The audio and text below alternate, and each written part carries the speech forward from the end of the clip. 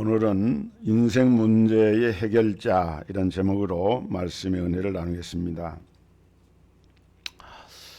아마 여러분들은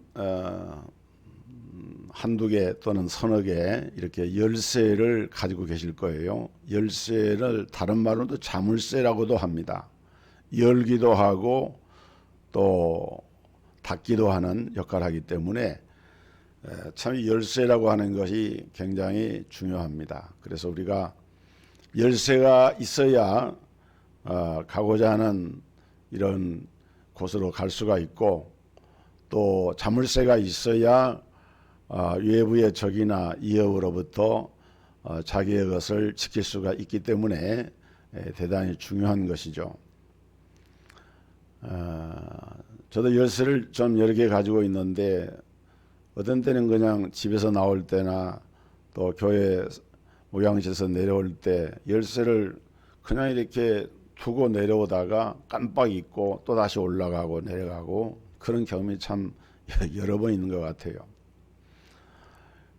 근데 성경에 보면은 하나님께서는 우리 인생을 위해서 중요한 세 가지 열쇠를 주셨는데, 그 첫째는 기도라고 하는 열쇠입니다.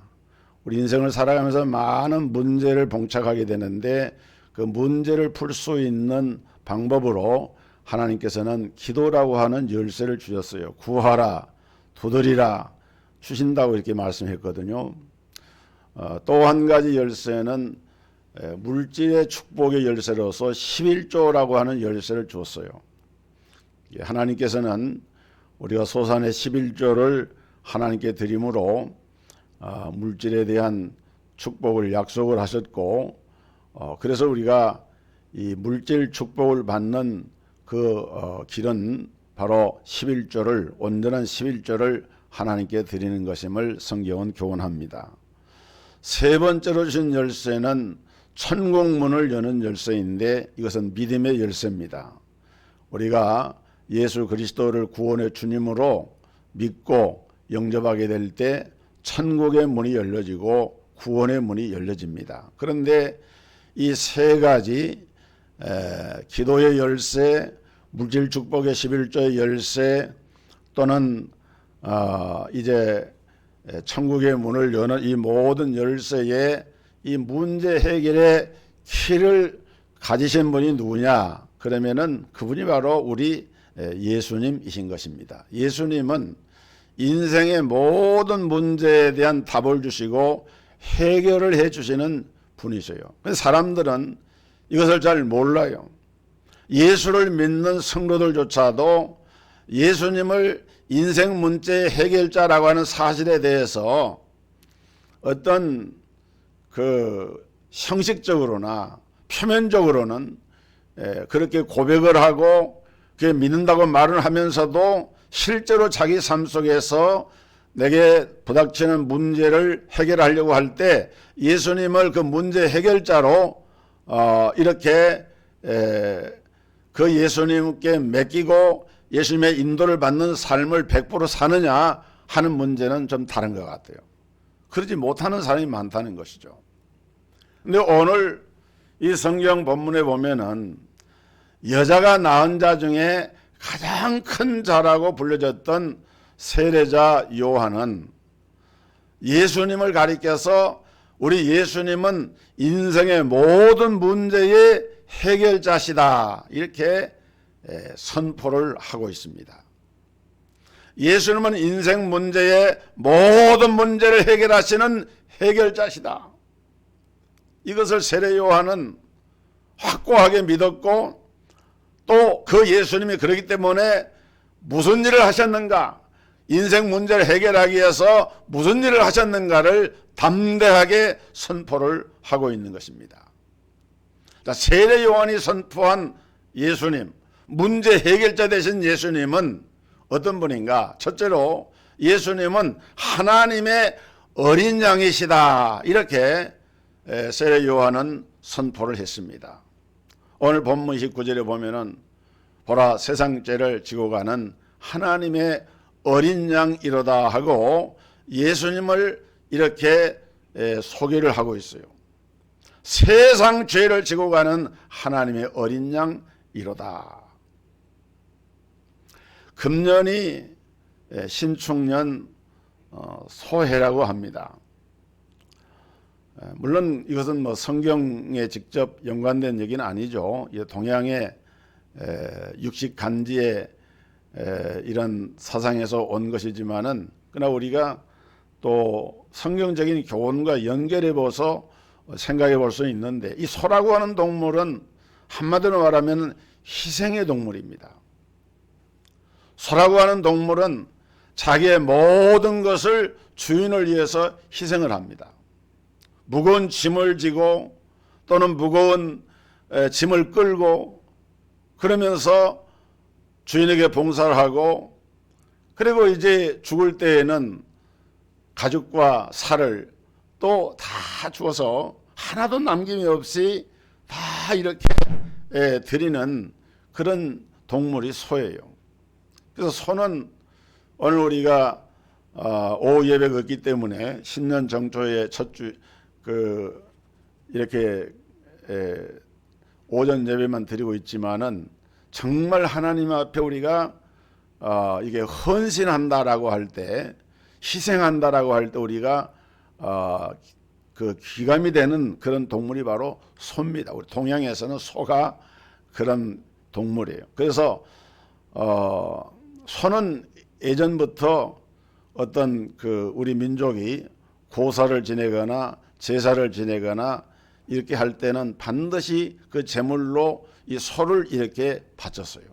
그만큼 소는 어떻게 보면 좀 신성한 동물로 이렇게 취급을 했던 것이고, 그래서 우리가 이 소가 희생을 한다라고 하는데, 이 희생이라고 하는 한자를 보면은 희생할 희자의 그 앞에 그 표음은 희생이 되지만은 한자가 이제 표의가 또 있는 한자가 있거든요. 그거는 앞에 소우자를 붙여가지고 희생할 희자가 만들어졌고, 그 다음에 이 희생한다고 하는 생자도 마찬가지로 소우자를 앞에다가 이 표자로 써가지고 희생이라고 하는 글자를 쓰고 있습니다.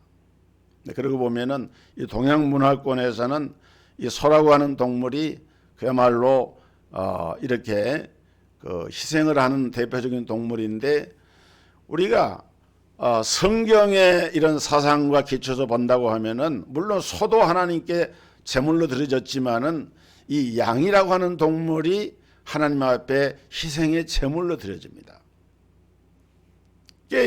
세례 요한이 예수님을 가리켜서 세상 죄를 지고 가는 하나님의 어린 양이다. 여러분, 세상에 어떤 짐승도 죄를 지고 가는 건 없어요. 쌀짐을 지거나 나무짐을 지거나 뭐 연탄짐을 지거나 사람을 싣고 가거나 그렇게 할 수는 있어도 사실은 짐승이 사람의 죄를 지고 가는 것은 없거든요. 그런데 구약 시대에 보면은 하나님께서 5대 제사 제도를 레위기에 명령을 하시면서 그 제사로 드려지는 제물에다가 그 죄를 전가시켜 가지고 그 죄를 대신해서 지는 희생의 제물로 삼으신 것이 소와 양이었습니다. 특별히 우리가 이 희생의 제물을 생각할 때 출애굽기 12장에 보면은 출애굽 당시에 이스라엘 백성들이 출애굽을 할 때에 그 애굽의 바로 왕이 모세가 증거하는 하나님의 말씀을 순종하지 않고 우리가 희생의 제물을 하나님께 드리려 하오니 이 백성을 보내달라라고 할 때 여호와가 누구한테 내가 그를 보내겠느냐. 마음이 강팍해지고 하나님의 말씀을 거역을 하고 대적을 해서 결국 애굽 땅에 이제 재앙이 내려지는데 첫 번째, 두 번째, 세 번째, 마지막 9번째까지 재앙이 쏟아졌지만은 그 재앙 가운데서도 바로가 뜻을 굽힐 줄 모르고 불순종을 하니까 마지막에 하나님께서 내린 재앙이 장자를 멸하는 재앙이었습니다. 그런데 출애굽기 12장 21절로 23절에 기록된 말씀을 보면은 모세가 이스라엘 모든 장로를 불러서 그들에게 이르되 너희는 나가서 너희의 가족대로 어린 양을 택하여 유월절 양으로 잡고 우슬초 묶음을 가져다가 그릇에 담은 피에 적셔서 그 피를 문 인방과 좌우 설주에 뿌리고 아침까지 한 사람도 자기 집 문 밖에 나가지 말라. 여호와께서 애굽 사람들에게 재앙을 내리려고 지나가실 때에 문 인방과 좌우 문설주의 피를 보시면 그 문을 넘으시고 멸하는 자에게 너희 집에 들어가서 너희를 치지 못하게 하실 것임이니라. 이렇게 말씀을 했어요.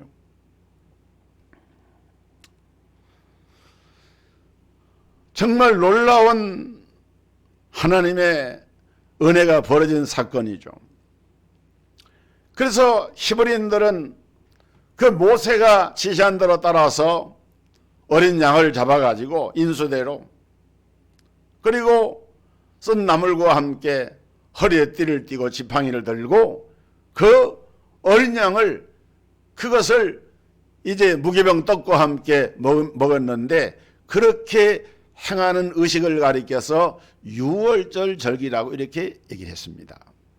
유월절이라고 하는 말은 재앙이 집에 들어오지 않고 넘어간다.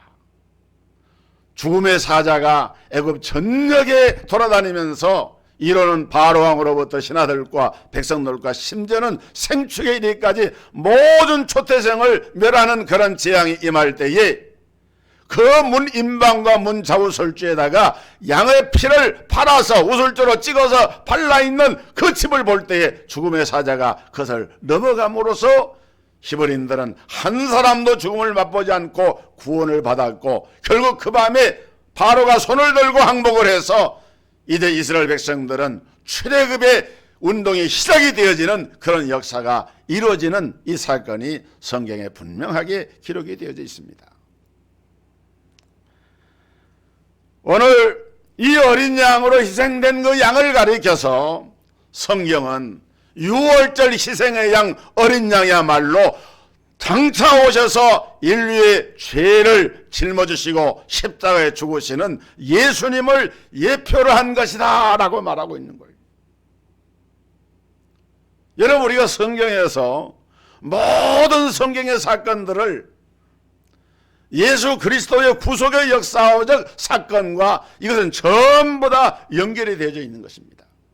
창세기부터 요한계시록까지 어떤 사건, 어떤 인물도 예수 그리스도를 조명하고 이쪽에서는 이런 각도로, 저쪽에서는 저런 각도로, 이런 사건으로 저런 사건으로 조명을 해서 결국은 예수 그리스도가 이 땅의 구속의 주님으로 메시아로 오신 사실을 증거를 하고 있는데, 그것을 가장 잘 표현해 주고 있는 것이 바로 이 유월절 희생의 어린 양이었고, 그래서 세례 요한은 그 말씀을 연결해서 보라, 세상 죄를 지고 가는 하나님의 어린 양이로다 라고 선포를 한 거예요. 여러분, 세례 요한은 예수님보다 6개월 먼저 이렇게 출생을 했고, 또 예수님보다 먼저 이렇게 헤롯 왕에게 죽임을 당한 선지자였습니다. 그러니까 세례 요한은 예수님 십자가에 죽으시는 장면을 봤을까요? 못 봤을까요? 못 봤습니다. 예수님 십자가에 달려 죽으실 때는 세례 요한은 이미 죽어서 이 세상에 없었어요. 근데 세례 요한은 자기도 그 메시아를 잘 알지 못했지만은 나에게 말씀하시는 그분 성령님 하나님께서 예수님을 가리켜서 저 나사렛 목수의 아들인 예수를 가리켜서 보라, 세상 죄를 지고 가는 하나님의 어린 양이로다 라고 선포를 한 거예요. 하나님께서 이것을 알게 했습니다. 예수님이 십자가를 지실 것을 미리 내다본 거예요. 예수님이 지시는 십자가가 만민의 죄를 대속의 죽음으로 당하시는 죽음이라고 하는 것을 세례 요한은 미리 내다보고 알았기 때문에 이 사실을 선포를 한 것입니다. 그럼 이 세상 죄는 누구의 죄입니까? 이 세상 죄는 바로 우리의 죄고 바로 나의 죄 때문인 거예요. 보라 세상 죄를 지고는 하나님의 어린 양이로다 라고 하는 이 말씀을 오늘 우리는 어떻게 받아야 됩니까? 김아무개, 박아무개, 이아무개 나의 죄를 대신해서 십자가를 지시고 죽으신 예수님의 십자가로 그렇게 믿음으로 고백을 하고 바라봐야만 하는 거예요. 여러분, 성경은 의인은 없나니 하나도 없다고 말씀하고 있고 모든 사람이 다 죄를 범하였다고 그랬어요. 해 아래 있는 인생 가운데서 죄와 무관한 사람은 아무도 없습니다. 왜?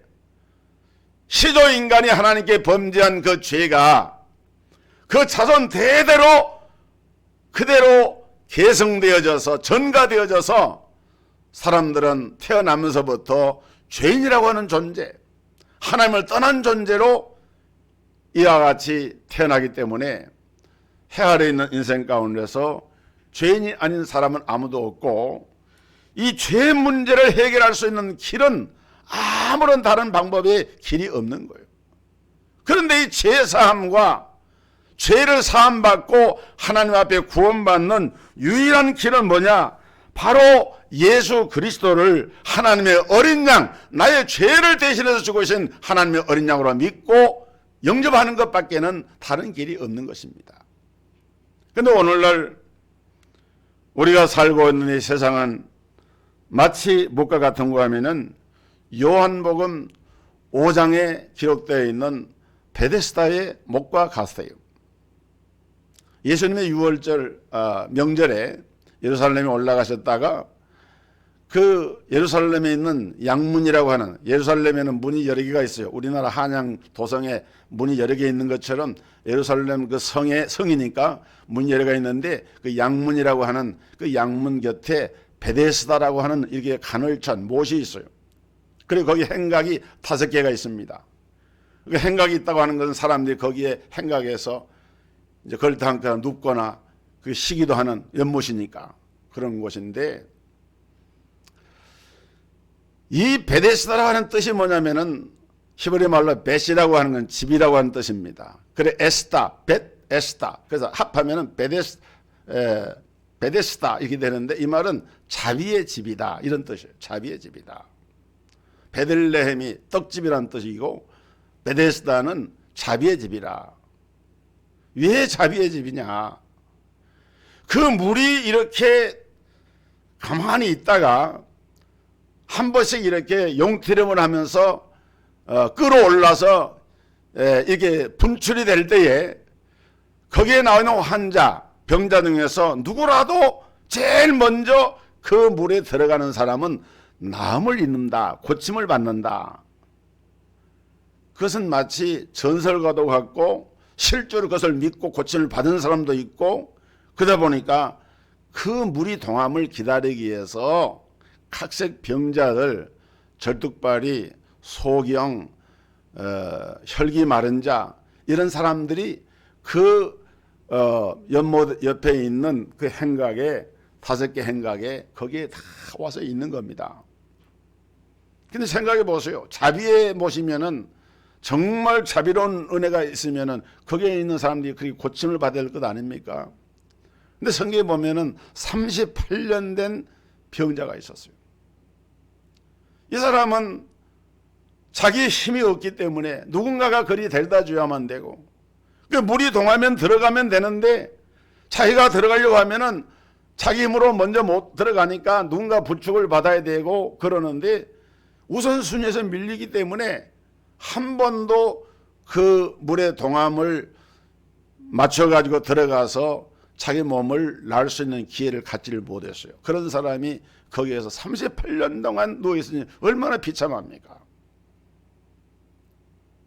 근데 어떤 면에서 보면은 오늘날 세상 사람들은, 그리스도가 없는 사람들은 이 베데스다의 목가에서 지쳐서 그걸 지켜보고 있는 38년 된 병자와 같고, 또 그와 유사한 여러 종류의 병자들, 소경, 절뚝발이 또는 혈기 마른 자, 이런 병자들이 거기에 있는 것처럼 오늘날 세상 사람들은 그렇게 자기들이 찾는 자비의 못을 찾고 있다는 거예요. 어떤 사람들은 로또 복권에 당첨되는 자비의 못을 구합니다. 저는 제 기억 속에 복권을 한번 이렇게 사본 기억이 별로 없어요. 한두 번 사본 것 같긴 해요. 로또 복권은 아니었지만은, 그렇지만은 기대도 하지 않았고 그냥 한 번 정도 해본 그런 경험이고요. 그런데 그 로또 복권에 매달린 분들은요, 매주 정기적으로 거기 가서 줄을 서서 또 어느 곳에서 당첨자가 많이 나왔다 그런 곳에서는 아주 인기가 있는 매대가 돼가지고 사람들이 막 몰리고 대단하더라고요. 그러니까 내 인생에 로또를 한번 맞아보겠다 하고 거기다가 그냥 막 올인을 하는 거예요. 베데스다 목가에 물이 동하면 동하기만을 확률은 낮지만은 기대하면서 있는 이 병자들처럼 거기다가 막 집중을 하는 거예요. 근데 그것이 내게 옵니까? 어떤 사람은 정말 불치병, 난치병을 가지고 병원에 입퇴원을 반복을 하면서 내 병만 나으면 내 인생이 문제가 풀리겠다라고 생각을 하면서 병원 문을 드나들고 그렇게 하지만은 평생을 그와 같은 병고에서 헤어나질 못하고 인생을 마감하는 그런 사람도 불익수로 많이 있는 걸 볼 수가 있어요. 어떤 비즈니스맨은, 어떤 직장인은 자기가 이 직장에서 이 사업만, 이 일만 터지면 내 길이 열리겠다라고 생각을 하면서 거기에 매달려 보면서 그것이 마치 로또 복권이고 베데스다인 것처럼 그걸 찾아보지만은, 그러나 여러분, 현실적인 이 베데스다 못은 치열한 경쟁이고 자비라고, 말은 자비의 집인데 사실은 자비가 없는 거예요. 아주 엄청난 경쟁과 치열한 경쟁과 그야말로 죽고 사는 그런 혈투만이 남아있는 그 베데스다, 그 못에, 그런데 그곳에 예수님이 오셨습니다. 그가 내 가장 열악한 38년 된 병자를 보면서 네가 낫고자 하느냐? 주여, 내가 낫기를 원하나이다. 일어나 내 침상을 가지고 걸어가라.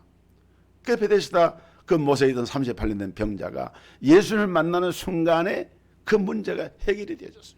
고침을 받게 되었어요. 그날이 안식일이기 때문에 또 그걸 가지고 유대인들 가운데 교법사들과 이런 사람들, 안식일에 이렇게 병을 낫게 할 수 있느냐, 얼마나 그 시대 사람들의 그 신앙과 양심이 삐뚤어지는 걸 볼 수 있잖아요. 오늘 중요한 것은 세상에서 말하는 베데스다는 베데스다가 아니에요. 세상 사람들이 말하는 자비의 집은 자비의 집이 아니에요. 오늘날도 수많은 사람들이 예수와 아는 그 다른 어떤 것을 신기루처럼 찾으면서 그것에 매달려 보지만은 그것은 우리 인생 문제를 해결할 수 있는 것이 아니라는 것이. 왜 그런가 하면은, 여러분, 인생 문제라고 하는 것이 보편적으로 보면은 인간관계 문제, 재물관계 문제입니다. 그런데 인간관계 문제, 재물관계 문제 핵심을 그 밑에 틀어놓고 보면은 본질적인 것이 드러나는데, 그것이 뭐냐면은 죄의 문제예요. 인간의 죄성으로 말미암아 거기서 비롯되는 잘못된 이와 같은 탐욕과 인간적인 정욕과 세상적인 이러한 쾌락을 추구하는 이런 잘못된 생각들 때문에 사람들은 하나님께로부터 멀어진 그 상태에서 돌아올 줄 모르고 있는 것입니다. 그래서 세례 요한이 세상 죄를 지고 가는 하나님의 어린 양이로다 라고 선포한 이 말씀 속에는 우리 인생 문제에 대한 인생 문제 해결자는 예수 그리스도이시다 라고 하는 것을 지금 세례 요한은 선포를 한 거예요. 두 번째로, 우리 예수님은 창세 전부터 계신 하나님이십니다. 예수님은 사람으로, 사람의 모양으로 오신 하나님이세요. 여러분들이 설교나 또 성경 말씀 읽으면서 자주 접했던 이야기지만은 이것은 사실 굉장히 중요한 의미를 담고 있는, 복음을 설명하려고 할 때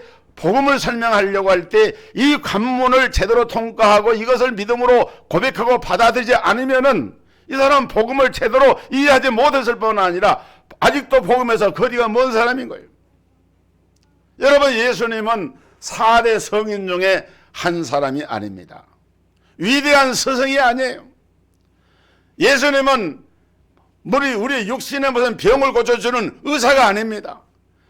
이 말을 바꿔서 말하면은 예수님은 물론 4대 성인으로 말할 수도 있고, 예수님은 우리 인생의 모든 문제를, 우리가 경험하고 있는 모든 문제에 대한 해답을 줄 수도 있고, 예수님은 인생의 좌표와 갈 길을 인도하는 인도자가 되기도 하지만은, 근본적으로 우리가 예수님께 대해서 알아야 할 것은 예수님은 진정한 사람으로 오셨지만은 그 본질은, 그 본체는, 그분은 바로 하나님이시다라고 하는 데서부터 출발이 되는 거예요. 사도 바울은 예수님에 대해서 말하면서 예수님은 하나님과 동등하신 분인데 하나님과 동등됨을 취하지 아니하시고 자기를 비어서 종의 형체로 오셨고 사람의 모양으로 나타나셨으며 십자가에 죽기까지 하나님께 복종하셨다라고 말하면서, 그럼에도 불구하고 그분은 바로 하나님이시다. 하나님이시다. 도마가 부활하신 예수님을 나중에 고백할 때 나의 주시며 나의 하나님이시니다라고 고백하잖아요. 예수님은 그 원래 신분이 하나님이십니다. 예수님은 누구에 의해서 피조된 분이 아니에요. 여호와 증인 같은 그런 데서는 이단을 말한 것이지만은, 여호와 증인은 여호와만 하나님이시고 예수님은 하나님의 가장 최고의 피조물이고 천사 중에 으뜸 천사고, 이렇게 표현을 합니다. 그래서 이단이라고 그러는 거예요. 여러분, 예수님은 피조물이 아니시라 예수님은 바로 창조주가 되시고, 예수님은 구속주가 되시고, 예수님은 심판주가 되시고, 성부, 성자, 성령 삼위 가운데서 제2위에 속해 있는 성자로서 이 땅에 사람의 몸을 입고 오신 하나님이시라는 거예요. 하나님이시다. 그래서 세례 요한이 오늘 본문에 보면 뭐라고 했습니까? 예수님을 가리켜서 나보다 앞선 이가 계신다. 실제로는 세례 요한이 6개월 먼저 출생했지만은 세례 요한은 예수님을 증거하면서 그분이 나보다 앞에 계시는 분이다. 다윗 같은 사람도 시편에 보면은, 다윗은 예수님이 사실은 다윗의 후손으로 오셨잖아요. 그러면은 수백 년, 천수백 년 후대에 오실 그 예수님을 가리켜서 다윗은 나의 주시라고 이렇게 고백을 합니다. 이것이 뭐냐면은 예수님은 그 근본이 하나님이시기 때문에 그래요. 여러분, 마태, 마가, 누가, 요한 사복음서에 나타나는 기적을 보면은 그 중에서 가장 첫 번째 기적이 갈릴리 가나의 혼인잔치집에서 물이 변하여 포도주가 되게 하시는 기적입니다. 그러나서 중풍병자를 고치시고 문둥병자를 고치시고 또 오병이어의 역사를 행하시고 많은 능력을 이렇게 행하셨거든요. 그런데 예수님이 이 땅에 오신 것을, 그 사역을 기록한 그 복음서 기자들이 복음서를 기록한 목적이 뭐냐? 병 고치고 능력 행하고 기적을 행하시는 예수님을 나타내는 것이, 그것이 성경을 기록한 목적이 아니라는 거예요. 요한복음 20장 30절로 31절에 보니까 예수께서 제자들 앞에서 이 책에 기록되지 아니한 다른 표적도 많이 행하셨으나 오직 이것을 기록함은 너희로 예수께서 하나님의 아들 그리스도이심을 믿게 하려 하며 또 너희로 믿고 그 이름을 힘입어 생명을 얻게 하려 함이니라 그랬어요. 성경을 왜 기록했다고요? 예수가 그리스도이심을 믿게 하려고. 성경을 왜 기록했다고요? 예수가 그리스도이심을 믿어서 생명을 얻게 하려고 이 말씀을 기록을 했다. 하나님의 말씀이 성경에 기록된 이 모든 말씀들의 핵심은 예수님이 바로 하나님이시다, 그분이 바로 하나님의 아들이시다 라고 하는 것을 증거하고 있는 거예요.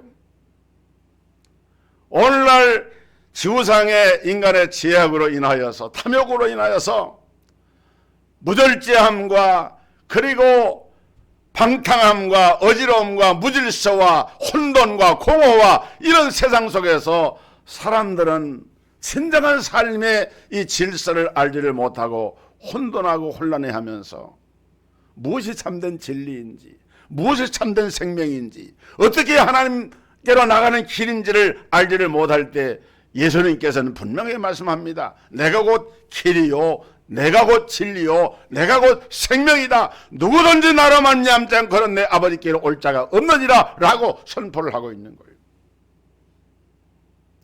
사랑하는 성도 여러분, 여러분이 이미 예수를 믿으시지만은, 그리스도신을 믿으시지만은 오늘 성경의 세례 요한이 고백하고 증거한 것처럼 바로 예수님이 참된 하나님의 아들이시고 참된 하나님의 아들이심을, 참된 하나님이심을 믿고 고백하시기를 주의 이름으로 축복합니다. 이것을 고백을 해야 돼요. 세 번째로 우리 예수님은 지금도 성령으로 일하고 계시는 분이십니다. 예수님이 요단강에서 세례를 받고 올라오실 때 마태복음 3장에 기록된 말씀을 보면은 오늘 봉독한 말씀 32절에 요한이 또 증거하이르되 내가 봄에 성령이 비둘기같이 하늘로부터 내려와서 그의 위에 머물렀더라. 나도 그를 알지 못하였으나 나를 보내어 물로 세례를 베풀라 하신 그이가 나에게 말씀하시되 성령이 내려서 누구 위에든지 머무르는 것을 보거든 그가 곧 성령으로 세례를 베푸는 인 줄 알라 하셨기에 내가 보고 그가 하나님의 아들이심을 증거하였노라 하니라 그랬어요.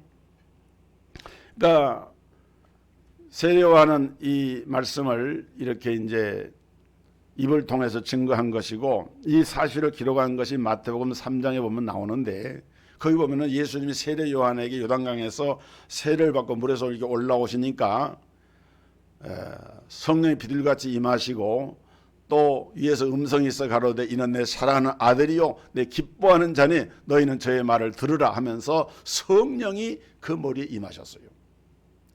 그 다음에 중요한 것은 예수님께서 십자가 죽음을 앞에 두시고 다락방 강화의 말씀 가운데 요한복음 14장 16절에 보면 내가 아버지께 구하겠으니 그가 또 다른 보혜사를 너희에게 주사 영원토록 너희와 함께 있게 하시리니 그랬어요.